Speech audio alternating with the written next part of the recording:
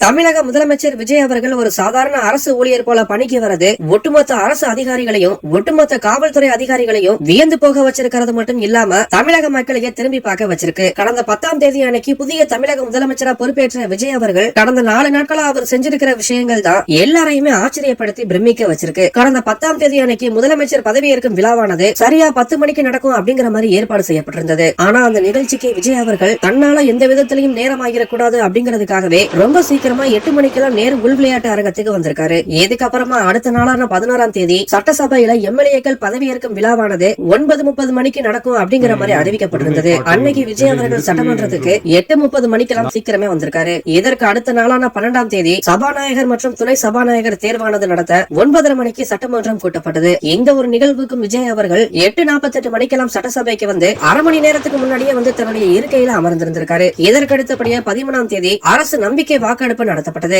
இதுவும் 9:30 மணிக்கு அறிவிக்கப்பட்டிருந்தது. இந்த ஒரு நிகழ்வுக்கு விஜய் அவர்கள் 8:55 மணிக்கெல்லாம் சட்டசபைக்கு வந்திருக்காரு. 3 நாட்களா நடந்த சட்டசபை நிகழ்வு நேற்றைய முன்தினம் நிறைவடைஞ்சு நேற்றைய தினம் விஜய் அவர்கள் தன்னுடைய பணியை செய்ய மற்ற அதிகாரிகளை விட ரொம்ப சீக்கிரமா 9 மணிக்கெல்லாம் தலைமைச் செயலகம் வந்திருக்காரு. வந்த உடனே தன்னுடைய பணிகளை செய்ய தொடங்கியதோட நேற்றைய தினமே பல்வேறு ஆலோசனை கூட்டங்களையும் நடத்திருக்காரு. இதன் பிறகு எல்லா பணிகளையும் செஞ்சுட்டு 4 மணிக்கு மேலதான் விஜய் அவர்கள் வீட்டுக்கு போயிருக்காரு. இதுல இன்னும் ரொம்ப அதிசயமான நிகழ்வு என்ன அப்படின்னு பார்த்தோம்னா விஜய் அவர்கள் எந்த ஒரு ஆரவாரமும் இல்லாம எந்த ஒரு பந்தாவும் இல்லாம கடந்த 4 நாட்களா அவரே சாப்பாடு செஞ்சு எடுத்து வந்து தலைமைச் செயலகத்திலேயே அங்கிருந்த அதிகாரிகளுடைய ஒன்னா உட்கார்ந்து அவர் மதிய உணவு சாப்பிட்டுக்கிற விஷயம் தான் எல்லாரையும் ஆச்சரியப்படுத்தி பிரமிக்க வச்சிருக்கு. கடந்த 4 நாட்களா எந்த ஒரு முதல்வரும் செய்யாத பல்வேறு சிறப்பான விஷயங்களையும் பல ஆக்கப்பூர்வமான விஷயங்களையும் ஒரு சின்சியாரிட்டியான முதல்வரா விஜய் அவர்கள் வேலை பார்த்திருக்காரு. இப்படி ஒரு முதல்வரை தான் நாங்க எதிர்பார்த்தோம் அப்படிங்கிற மாதிரி எல்லாருமே இப்ப விஜய் அவர்களை பாராட்டிட்டு வந்துட்டு இருக்காங்க. இப்ப விஜய் அவர்களுடைய இந்த எளிமையை பார்த்து அங்கிருந்த அரசு ஊழியர்களும் பாதுகாப்பு பணியில இருந்த காவலர்களும் ரொம்பவே வியந்து போயிருக்காங்க.